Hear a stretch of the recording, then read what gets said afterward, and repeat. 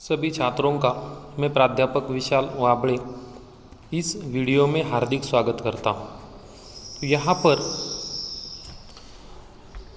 आप देख सकते हैं पन्ना नंबर 36 पर पेड़ होने का अर्थ, यह 12वीं के पाठ्यक्रम में दिया हुआ एक पद्य पाठ है और इस पद्य पाठ के रचनाकार है डॉक्टर मुकेश गौतम। पद्य पाठ को हम काव्य या कविता भी कहते हैं। तो इस 7 नंबर का जो पद्य पाठ है इसका एक भाग हमने देखा है, यानी कि इस पद्य पाठ में जो कवि का परिचय है या प्रमुख कृतियाँ, विधा का परिचय, पाठ का परिचय, इसकी जानकारी हमने पिछले भाग में या पिछले वीडियो में हमने देखी है। तो आज हम इस कविता का आरंभ करने जा रहे हैं। तो यहाँ पर इस कविता का 3 भागों में विभाजन किया गया है। यहाँ पर हम देख सकते हैं कि 36 नंबर के पन्ने पर एक पेड़ है, पेड़ का एक चित्र वहाँ पर दिखाई दे रहा है और एक लड़की पेड़ के साथ बातें कर रही है। इस प्रकार का एक चित्र हमें यहाँ पर दिखाई दे रहा है। यह इस कविता का पहला भाग है और उसका शीर्षक है आदमी पेड़ नहीं हो सकता। दूसरा भाग अगले पन्ने पर एक पेड़ है, पेड़ का चित्र है, मौसम या तेज हवा में पेड़ किस तरह से खड़ा है, सीना तान के खड़ा है, इस प्रकार का, यानी कि तूफानों में भी पेड़ अपनी जगह से तनिक भी नहीं हटता है या तूफानों का सामना किस तरह से करता है, इस प्रकार का चित्र यहाँ पर हमें दिखाई देता है। और इस जो दूसरे विभाग का शीर्षक यहाँ पर है हौसला है पेड़, यानी कि आंधी या तूफान आता है तो भी पेड़ तनिक भी घबराता नहीं है या नहीं डरता है। इस प्रकार यहाँ पर दूसरा विभाग है। तीसरे विभाग में पन्ना नंबर 38 पर हम देखेंगे कि पेड़ का दातृत्व या पेड़ किस तरह से दान करता है, उसकी दान करने की प्रवृत्ति किस प्रकार से यहाँ पर दर्शाई गई है। और इस तीसरे विभाग को दाता है पेड़, इस प्रकार का शीर्षक यहाँ पर कवि ने दिया हुआ है। पेड़ का चित्र हमें वहाँ पर दिखाई दे रहा है। पेड़ के जो फल है वहाँ पर एक लड़के को किस तरह से पेड़ फल दे रहा है, यानी कि उसकी जो दान करने की प्रवृत्ति इस चित्र के माध्यम से कवि हमें बताना चाहते हैं। इस प्रकार 3 भागों में यह कविता विभाजित की गई है। तो इस वीडियो में हम पहले 2 भागों का अध्ययन करेंगे, यानी कि यहाँ पर जो पद्य पाठ है उसका पहला विभाग आदमी पेड़ नहीं हो सकता, एक एक करके हम प्रकट वाचन करेंगे और पंक्तियों का स्पष्टीकरण प्राप्त करेंगे, यानी कि कवि हमें अपने विचारों के माध्यम से या काव्य पंक्तियों के माध्यम से अपने विचार किस तरह से प्रस्तुत करना चाहते हैं इसकी जानकारी हम लेंगे। तो आदमी पेड़ नहीं हो सकता। कल अपने कमरे की खिड़की के पास बैठकर जब मैं निहार रहा था एक पेड़ को, तब मैं महसूस कर रहा था पेड़ होने का अर्थ, यानी कि यहाँ पर कवि है तो कवि प्रस्तुत कविता के माध्यम से मनुष्य को कुछ संदेश देना चाहते हैं, कुछ सीख देना चाहते हैं, या मनुष्य को मानवता, परोपकार आदि जो गुण है, मानवोचित गुण है, उन गुणों के बारे में कवि प्रेरणा दे रहे हैं, यानी कि मनुष्य के भीतर मानवता का होना, परोपकार की भावना होना कितना महत्वपूर्ण है, यह कवि इन पंक्तियों के माध्यम से हमें बताना चाहते हैं या मनुष्य को वो प्रेरणा दे रहे हैं। कवि कहते हैं कि कल मैं अपने कमरे की खिड़की के पास बैठकर जब मैं निहार रहा था, यानी कि मैं देख रहा था, निहार रहा था एक पेड़ को, तब मैं महसूस कर रहा था पेड़ होने का अर्थ। यानी कि कवि अपने घर के कमरे के खिड़की के पास बैठा है और वह बाहर खड़े पेड़ को देखता है, यानी कि बाहर खड़ा खिड़की के बाहर जो पेड़ है उस पेड़ को कवि देख रहा है पेड़ को। तब मैं महसूस कर रहा था पेड़ होने का अर्थ, यानी कि कवि उस पेड़ को देखता है तो मैं सोच रहा था आदमी कितना भी बड़ा क्यों न हो जाए, वह एक पेड़ जितना बड़ा कभी नहीं हो सकता। आदमी कितना भी बड़ा क्यों न हो जाए, वह एक पेड़ जितना बड़ा कभी नहीं हो सकता। या यूँ कहूँ कि आदमी सिर्फ आदमी है, वह पेड़ नहीं हो सकता। तो कवि यहाँ पर कहते हैं कि जो पेड़ है, पेड़ का जो हौसला है, उसकी जो दान करने की प्रवृत्ति है, यह सोचने के लिए विवश करती है। क्योंकि पेड़ हमेशा देता आया है, वह कुछ भी नहीं लेता, लेकिन सिर्फ वह देता आया है। उसकी दान करने की जो प्रवृत्ति है वह सोचने के लिए मजबूर कर देती है।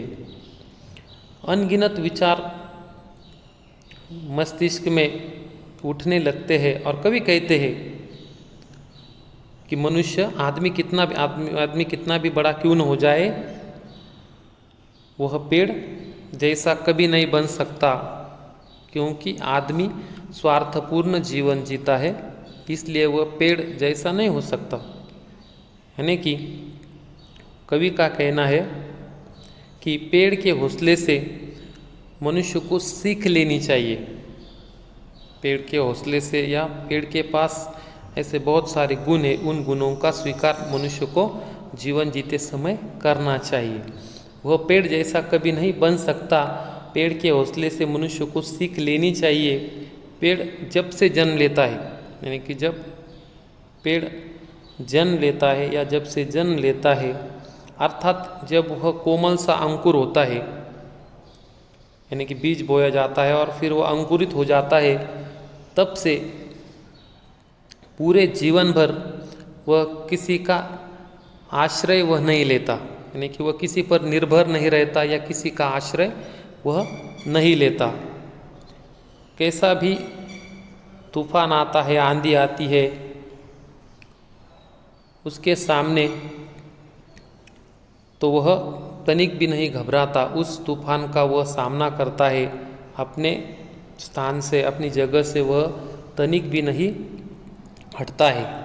उस तूफान का वह सामना करता है। कितना भी बड़े से बड़ा प्रतापी राजा या कोई बड़ा आदमी उसके पास आए, उसके सामने आए, पेड़ कभी उसके सामने नहीं झुकता।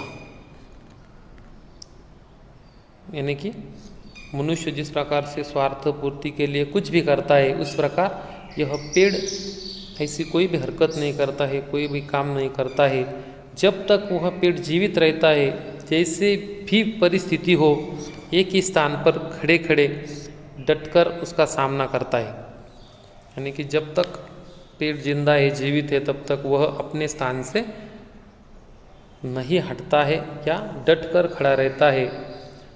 तूफानों का वह सामना करता है, बारिश का सामना करता है, तेज धूप को वह सहता है, लेकिन अपनी जगह से नहीं हटता है। अपने जीवन के प्रति उसके मन में कोई भी संदेह नहीं है या कोई भी उसे शिकायत नहीं है। जबकि मनुष्य के स्वभाव के बारे में कवि कहते हैं कि जो मनुष्य का स्वभाव है कि शक्तिशाली यदि व्यक्ति है, उसके सामने मनुष्य झुकता है या घुटने टेक देता है या अपनी स्वार्थ पूर्ति करने के लिए किसी के भी पैरों में वह नाक रगड़ने के लिए भी तनिक भी नहीं कतराता। इसलिए पेड़ और मनुष्य में जो अंतर है, उस अंतर को कवि हमें बताना चाहते हैं कि इस प्रकार का अंतर होने की वजह से मनुष्य कितना भी बड़ा क्यों न हो जाए, वह एक पेड़ जितना बड़ा नहीं हो सकता, क्योंकि मनुष्य के भीतर जो गुण है, जो प्रवृत्ति है, उसको कभी हमारे सामने रखते हैं कि मनुष्य कितना भी बड़ा क्यों न हो जाए, लेकिन वह पेड़ जैसा कभी नहीं हो सकता। और मनुष्य का स्वभाव है कि अपना स्वार्थ पूर्ण करने के लिए वह किसी भी हद तक जा सकता है, किसी के भी पैरों पर अपना नाक रगड़ सकता है या अपने घुटने टेक कर अपनी स्वार्थ पूर्ति कर सकता है। साथ ही जरा सा यानी कि कोई कठिन परिस्थिति मनुष्य के जीवन में आती है तो उस समय वह डर जाता है या किसी मुसीबत का सामना मनुष्य नहीं कर पाता। लेकिन यह जो पेड़ है वह कितना भी तेज़ तूफान आए, बरसात आए या धूप है, किसी भी प्रकार की मुसीबत से यह पेड़ कभी नहीं डरता। लेकिन मनुष्य प्रतिकूल परिस्थिति आने पर या किसी कार्य में मनचाही सफलता न मिलने पर हौसला खो बैठता है, वह हताश हो जाता है। यानी कि मनुष्य अपने जीवन में आए हुए दुखों से या समस्याओं से डर कर हताश या निराश हो जाता है और अपने मन जैसी कोई घटना जीवन में नहीं घटित होती है या सफलता नहीं मिलती है तो अपना हौसला वह खो बैठता है। इस प्रकार कवि कहते हैं कि मनुष्य को अपने जीवन में कभी हौसला नहीं खोना चाहिए, पेड़ जैसा जीवन जीना चाहिए। पेड़ के भीतर जो जो गुण है उन गुणों को स्वीकार कर अपना जीवन जीना चाहिए। इस प्रकार आदमी पेड़ नहीं हो सकता, इस शीर्षक के माध्यम से कवि ने इन बातों को कवि ने हमारे सामने रखा है। आगे अगला जो विभाग है, हौसला है पेड़। हौसला है पेड़, इसके माध्यम से कवि कहते हैं अंकुरित होने से टूट हो जाने तक, अंकुरित होने से टूट हो जाने तक हमने देखा कि कवि कहते हैं कि अंकुरित होने से टूट हो जाने तक, टूट हो जाने तक यानी कि यहाँ पर है फूल पत्ते विहीन सूखा पेड़, यानी कि यह एक कठिन शब्द यहाँ पर दिया हुआ है। अंकुरित, अंकुरित यानी कि जिसमें अंकुर आया हो ऐसा अंकुरित, और टूट हो जाने तक यानी कि फूल पत्ते विहीन सूखा पेड़। इसे कहा है अंकुरित होने से टूट हो जाने तक, आंधी तूफान हो या कोई प्रतापी राजा महाराजा, पेड़ किसी के पाँव नहीं पड़ता है। यानी कि मनुष्य स्वार्थ पूर्ति के लिए कुछ भी कर सकता है, लेकिन यह पेड़ किसी के पाँव नहीं पड़ता है, किसी के आगे नहीं झुकता है। वह सीना तान के उन तूफानों से टकराता है, उसका सामना करता है, और जब तक है उसमें सांस, एक जगह पर खड़े रहकर हालात से लड़ता है। यानी कि जब तक उसके भीतर जान है, सांस है, तब तक हालात कोई भी हो, उन हालातों का यह पेड़ सामना करता है, हालात से लड़ता है। यही स्थिति यदि मनुष्य के जीवन में आए तो मनुष्य टूटकर बिखर जाता है, समस्याओं से डर जाता है और वह आगे बढ़ना वहाँ पर छोड़ देता है या जीवन जीना वह छोड़ देता है। ऐसी स्थिति या ऐसे गुण पेड़ के भीतर दिखाई नहीं देते। पेड़ हमेशा हालात से लड़ता है। और आगे कवि कहते हैं जहाँ भी खड़ा हो, सड़क, झील या कोई पहाड़, भेड़िया, बाघ, शेर की दहाड़, पेड़ किसी से नहीं डरता है। यानी कि कवि कहते हैं कि पेड़ जहाँ भी खड़ा हो, यानी कि किसी सड़क के किनारे हो या किसी झील के किनारे हो या किसी पहाड़ के ऊपर हो, उसकी मनोस्थिति एक जैसी रहती है। यानी कि उसकी मनोस्थिति में कुछ बदलाव नहीं होता, एक जैसी रहती है कि हमें लड़ना है या हालात का सामना करना है या हालात से मुकाबला करना है। तो कवि कहते हैं कि उसकी जो मनोस्थिति है उसमें कोई बदलाव नहीं होता, एक जैसी रहती है। पेड़ के सामने भेड़िया, बाघ जैसे हिंसक पशु, यानी कि पेड़ के सामने यदि भेड़िया आता है या बाघ आता है या शेर की दहाड़, यानी कि शेर आकर भी उसके सामने दहाड़ने लगे, पेड़ किसी से नहीं डरता है। यानी कि इस प्रकार पेड़ किसी से नहीं डरता है, राजा महाराजा से नहीं डरता है, या कितना भी बड़ा कोई शक्तिशाली आदमी या कोई आए तो उससे भी नहीं डरता है, या वो जो जंगली जानवर है उनसे भी वह नहीं डरता है। शेर उसके सामने आकर दहाड़ने लगे तो भी पेड़ किसी से नहीं डरता है। हत्या या आत्महत्या नहीं करता है पेड़। थके राहगीर को देकर छाव व ठंडी हवा राह में गिरा देता है फूल। यानी कि जबकि मनुष्य जो है यदि हिंसक पशु के सामने आने पर डर से ही मर जाता है, यानी कि कोई हिंसक पशु का सामना यदि मनुष्य को करना पड़े या अचानक कोई हिंसक पशु मनुष्य के सामने आए तो वह डर से ही मर जाता है। लेकिन इसके विपरीत पेड़ किसी से भी नहीं डरता है और पेड़ मनुष्य के समान न किसी की हत्या करता है, यानी कि मनुष्य किसी की हत्या कर सकता है या आत्महत्या भी करता है, लेकिन पेड़ कभी किसी की हत्या नहीं करता है, न ही आत्महत्या करता है। पेड़ थके राहगीर को देकर ठंडी छाव, यानी कि यह जो पेड़ है वह हमेशा देता आया है। उसकी दान की जो प्रवृत्ति है वह कवि बताना चाहते हैं कि वह हमेशा देता आया है। इसके विपरीत जो पेड़ है वह थके हुए यात्रियों को ठंडी हवा देता है। जो थके हुए राहगीर यानी कि यात्री, सड़क से जा रहे जो लोग हैं वह पेड़ की छाव में बैठ जाते हैं, यानी कि पेड़ जो थके हुए राहगीर है, यात्री है, उनको ठंडी हवा देता है, शीतल छाया देता है। यही नहीं, पेड़ राहगीरों के समक्ष पुष्प वर्षा करके मानो उन्हें अपनी राह पर आगे बढ़ने की प्रेरणा भी देता है। यानी कि राह में गिरा देता है फूल, यानी कि अपने जो फूल है वह गिराकर जो राहगीर है उनको आगे बढ़ने की प्रेरणा यह पेड़ देता है। और कहता है इशारा, और करता है इशारा उसे आगे बढ़ने का, यानी कि आगे बढ़ने के लिए कवि यात्रियों को प्रेरित करता है, उसे ठंडी हवा देता है।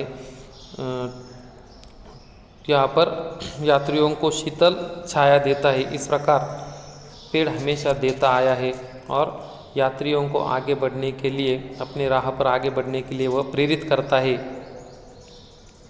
पेड़ करता है सभी का स्वागत, देता है सभी को विदाई, यानी कि यह जो पेड़ है वो सभी का स्वागत करता है, सभी को विदाई देता है। गांव के रास्ते का वह पेड़ आज भी मुस्कुरा रहा है, यानी कि जो भी वहाँ पर आता है पेड़ सभी का स्वागत ही करता है। यात्री का थकान, यानी कि यात्री जब थकान उतरने के बाद पेड़ के नीचे से उठकर चल देते हैं तो पेड़ सभी को विदा भी करता है, यानी कि कोई आता है तो उसका स्वागत करता है, कोई अपनी थकान मिटाकर पेड़ की ठंडी छांव से निकलकर आगे बढ़ता है तो पेड़ उसे विदा भी करता है। और कवि कहते हैं कि गांव के रास्ते में मुस्कुराता पेड़ जाने कब से टेढ़ा खड़ा है, यानी कि गांव के रास्ते पर वह पेड़ आज भी मुस्कुरा रहा है, यानी कि पेड़ कभी रोता नहीं है, वो हमेशा मुस्कुराता है, हमेशा यात्रियों का स्वागत करता है। हालांकि वह सीधा नहीं टेढ़ा पड़ा है, सच तो यह है कि रात भर तूफान से लड़ा है, यानी कि पेड़ टेढ़ा हो चुका है, यानी कि पहले वह पेड़ टेढ़ा नहीं था पर पूरी रात तेज तूफान का सामना उसने किया, इस वजह से अब वह टेढ़ा हो चुका है। रात भर तूफान से लड़ा है, यानी कि रात भर उसने तूफानों का सामना किया, इस वजह से पेड़ टेढ़ा हो चुका है। पेड़ घायल हो गया है, खुद घायल है वह पेड़, लेकिन क्या देखा नहीं तुमने, उस पर अब भी सुरक्षित चहचहाते हुए चिड़ियों के बच्चों का घोंसला है। यानी कि रात भर उसने तूफानों का सामना किया, खुद घायल हो गया, इसी के कारण वह टेढ़ा भी हो गया है, परंतु उसने अपना हौसला नहीं छोड़ा है। यानी कि वह आज भी या अब भी जीवित है। भले ही वह टेढ़ा हो चुका है लेकिन अब भी उसमें जान है। और पेड़ की शाखाओं में एक घोंसले में चिड़िया के चहचहाते छोटे छोटे बच्चे हैं, उनको सुरक्षित उसने रखा है। तूफानों का भले ही उसने सामना किया है लेकिन उसके शाखाओं में जो घोंसला था, उस छोटे घोंसले में चिड़िया के चहचहाते छोटे बच्चों का उसने सुरक्षित रखा है। जी हाँ, सच तो यह है कि पेड़ बहुत बड़ा हौसला है। यानी कि सारी रात भयंकर तूफान चलने के बाद भी पेड़ के हौसले के कारण वह छोटा सा घोंसला सुरक्षित रहा। यानी कि पेड़ में जो हौसला था, इस हौसले की वजह से उस घोंसले को या चिड़िया के जो चहचहाते छोटे बच्चे थे उनको सुरक्षित उसने रखा है। सचमुच पेड़ का हौसला बहुत बड़ा है। यानी कि जीवन में हौसला होना आवश्यक है, या हौसला यदि हम अपने जीवन में रखते हैं तो यह सीख कवि इस कविता के माध्यम से देना चाहते हैं कि हमें पेड़ जैसा जीवन जीना चाहिए, निस्वार्थ भाव से दूसरों की सेवा करनी चाहिए, दूसरों की सहायता करनी चाहिए। यदि हम पेड़ जैसा जीवन जीते हैं तो यह सबसे महान हमारा जीवन हो सकता है। हमें दूसरों पर परोपकार करने चाहिए, जीवन में आई हुई मुसीबतों का हमेशा सामना करना चाहिए, या हमें हमारे जीवन में हमेशा आगे बढ़ना चाहिए। इस प्रकार की सीख इस कविता के माध्यम से कवि हमें देना चाहते हैं। इस प्रकार हमने 2 भागों का अध्ययन यहाँ पर किया है। आखिरी एक भाग इस कविता का जो है उसका अध्ययन हम अगले वीडियो में करेंगे। धन्यवाद।